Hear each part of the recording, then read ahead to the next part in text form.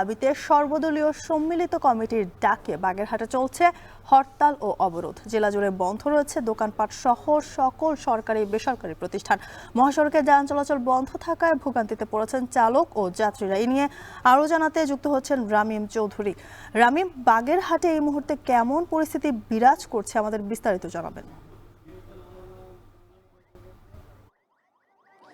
জ্যোতিকা, বাগেরহাটের যে 4টি সংসদীয় আসন রয়েছে সেই 4টি আসনের একটি আসন বাতিলের যে প্রস্তাবনা ইসি করেছে সেই প্রস্তাবনার যে প্রতিবাদেই কিন্তু আজকে এখানে হরতাল এবং অবরোধ করছে এখানকার যে সর্বদলীয় সম্মিলিত যে পরিষদ সেটি, এবং এর পাশাপাশি এখানে কিন্তু রয়েছে সাধারণ মানুষও।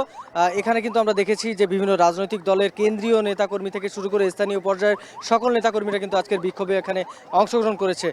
এখানে আমরা আপনি দেখতেই পাচ্ছেন যে এখানে কিন্তু প্রতিটি যে মহাসড়কগুলো রয়েছে এই বাগেরহাট অংশের সেই মহাসড়কগুলোতে কিন্তু একেবারেই অবরোধ করে রাখা হয়েছে। এখান থেকে কোনো প্রকার যানবাহন কিন্তু চলাচল করতে দেওয়া হচ্ছে না, যার ফলে এখান থেকে কিন্তু যে ঢাকা খুলনা এবং ঢাকা মোংলা ঢাকা বরিশালের যে রুটগুলো রয়েছে সেই রুটগুলোর যে বাগেরহাট অংশ সেটি কিন্তু একেবারেই বন্ধ রাখা হয়েছে, যার ফলে কিন্তু একেবারেই যানবাহন চলাচল স্থবির হয়ে পড়েছে বললে চলে। এখানে আমরা দেখেছি যে লম্বা লাইন দিয়ে কিন্তু যানবাহনগুলো দাঁড়িয়ে আছে, তারা কিন্তু যেতে পারছে না। এখানে কিন্তু ভোগান্তির সৃষ্টি হয়েছে। তারপরেও এখানকার নেতাকর্মীরা বা এখানে যারা আন্দোলন করছেন তারা যেটি বলছেন যে মূলত কিন্তু এই যে 4টি সংসদীয় আসন এটি কিন্তু স্বাধীনতার আগে থেকেই কিন্তু এখানে বাগেরহাটে 4টি সংসদীয় আসন রয়েছে।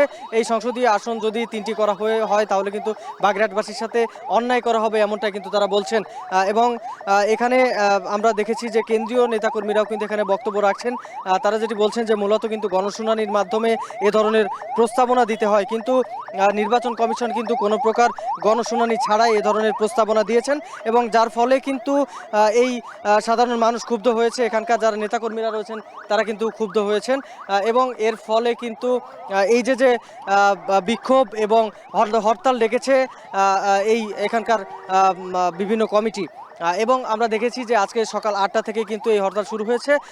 এই স্থানের বা এই বাগেরহাট জেলার যে 9টি উপজেলা রয়েছে এই উপজেলার প্রত্যেকটা জায়গাতে কিন্তু সকল সরকারি কার্যক্রম আজকে বন্ধ রয়েছে।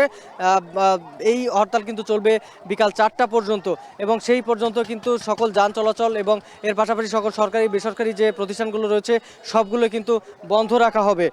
এখানকার সাধারণ যারা মানুষ বা এখানকার যারা বিক্ষোভকারীরা রয়েছেন তারা যেটি বলছেন যে মূলত আগামীকালকে নির্বাচন কমিশনের এই বিষয়ে একটি শুনানি রয়েছে, এবং এই শুনানিতে যদি এই প্রস্তাবনা বাতিল করা না হয় তাহলে কিন্তু এই যে হরতালের যে কার্যক্রম সেটি কিন্তু আগামী 26 তারিখ থেকে লাগাতার চালিয়ে যাবে বলে এখানকার যারা বিভিন্ন রাজনৈতিক দলের নেতাকর্মীরা রয়েছেন তারা কিন্তু আমাদেরকে জানিয়েছেন। তো সব মিলিয়ে বাগেরহাট থেকে এই ছিল আমার কাছে সবশেষ খবর। জ্যোতিকা, সর্বদলীয় সম্মিলিত কমিটির ডাকে বাগেরহাটে চলছে হরতাল অবরোধ, সে খবর জানাচ্ছিলেন সহকর্মী রামিম চৌধুরী।